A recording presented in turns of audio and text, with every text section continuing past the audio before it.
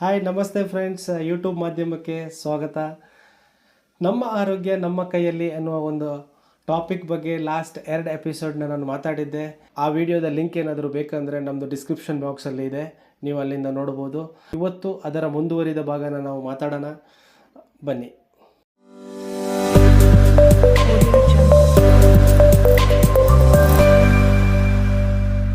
ನಾನು ಹಿಂದಿನ ಎಪಿಸೋಡ್ನಲ್ಲಿ ಭೂಮಿ ಕನೆಕ್ಟಿವಿಟಿ ಬಗ್ಗೆ ಮಾತಾಡಿದ್ದೆ. ಪೂರ್ವಜರು ನ್ಯಾಚುರಲ್ ಆದ ಮನೆಯಲ್ಲಿ ಬದುಕ್ತಾ ಇದ್ರು, ಮಣ್ಣಿನ ಮನೆ ಇರ್ಬೋದು, ಹುಲ್ಲಿನ ಹಂಚಿನ ಮನೆ ಅಂತ ಹೇಳ್ಬಿಟ್ಟು. ಬಟ್ ಇವತ್ತು ನಾವು ವಾಸಿಸುವಂಥ ಮನೆ ನೋಡ್ಬೋದು ನೀವು, RCC ಮನೆಗಳು. ಅದನ್ನು ನಾವು ಗ್ರೌಂಡ್ ಫ್ಲೋರ್ನ ಬಿಟ್ಟು ಎಷ್ಟೋ ಫ್ಲೋರ್ನ ಎತ್ತರದಲ್ಲಿ ನಾವು ಬದುಕ್ತಾ ಇದ್ವಿ. 5ನೇ ಫ್ಲೋರ್ ಇರ್ಬೋದು, 6ನೇ ಫ್ಲೋರು, 10ನೇ ಫ್ಲೋರು, 50ನೇ ಫ್ಲೋರು, ಇವಾಗ ಪ್ರೆಸೆಂಟ್ ಅಂತೂ 100ನೇ ಫ್ಲೋರು ಅಂತ ಮನೆಗಳು ಕೂಡ ಇವತ್ತು ನಮ್ಮ ಕಾಣಸಿಗ್ತವೆ. ಅಂಥ ಮನೆಗಳಲ್ಲೂ ಕೂಡ ನಾವು ವಾಸವಾಗಿದ್ದೀವಿ. ಸ್ನೇಹಿತರೆ, ನಾವು ಇವಾಗ ಅತಿ ಎತ್ತರದ ಫ್ಲೋರ್ಗಳಲ್ಲಿ ವಾಸವಾಗಿರೋದ್ರಿಂದ ನಮಗೇನು ಸಮಸ್ಯೆಗಳು, ಕಬ್ಬಿಣದ ಜೊತೆ ನಾವು ಬದುಕೋದ್ರಿಂದ ಏನು ಸಮಸ್ಯೆಗಳು, ಇದನ್ನು ಏನಕ್ಕೆ ಹೋಲಿಕೆ ಮಾಡ್ತಾ ಇದ್ದೀನಿ ಅಂತ ಹೇಳ್ಬಿಟ್ಟು ನಿಮಗೆ ತಿಳಿಸ್ತೀನಿ. ಯಾಕಂದರೆ ನಮಗೆ ಯಥೇಚ್ಛವಾದ ಗ್ರಾವಿಟಿ ಪವರ್ ಅನ್ನೋದು ಬೇಕು ಭೂಮಿದು.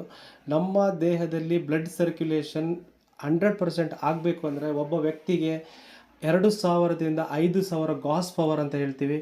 ಯಾಕಂದರೆ ನೀರನ್ನ ನೀವು ಹೇಗೆ ಲೀಟರ್ನಲ್ಲಿ ಅಳಿತೀರೋ, ತೂಕನ kg ಲೆಕ್ಕದಲ್ಲಿ ಅಳಿತೀರೋ, ಹಾಗೆ ಅಯಸ್ಕಾಂತದ ಪವರ್ನ ನಾವು ಗಾಸ್ ಪವರ್ ಮೀಟರ್ನಲ್ಲಿ ಅಳತೆ ಮಾಡ್ತೀವಿ.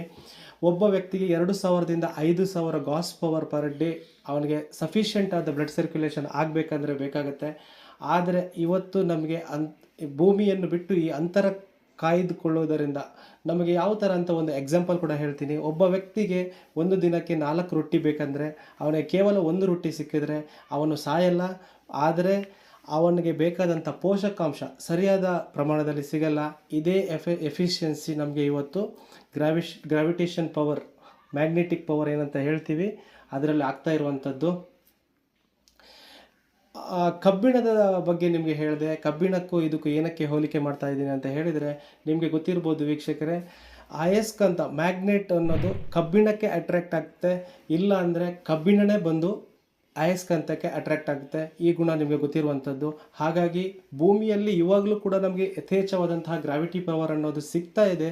ಆದರೆ ನಮ್ಮ ಮೈಗೆ ಏನಕ್ಕೆ ಸಿಗ್ತಾ ಇಲ್ಲ ಅಂತ ಹೇಳಿದರೆ, ಈ ಕಬ್ಬಿಣಗಳ ಸಂಪರ್ಕದಲ್ಲಿ ನಾವು ಇರುವುದರಿಂದ ನಮಗಿಂತ ಮುಂಚೆ ಅವುಗಳಿಗೆ ಅಟ್ರ್ಯಾಕ್ಟ್ ಆಗುತ್ತೆ. ತದನಂತರ ಏನು ಸಿಗುತ್ತೋ ಅದು ಸಫಿಷಿಯೆಂಟ್ ಆದಂತಹ ಮ್ಯಾಗ್ನೆಟಿಕ್ ಪವರ್ ನಮಗೆ ಈ ಕಾರಣದಿಂದ ಸಿಗ್ತಾ ಇಲ್ಲ ಇವತ್ತು. ಇದನ್ನೆಲ್ಲ ನೋಡಿದಾಗ ನೀವು ಹೇಳ್ಬೋದು ಏನು ಇದಕ್ಕೆ ಪರಿಹಾರ ಅಂತ ಹೇಳಿ.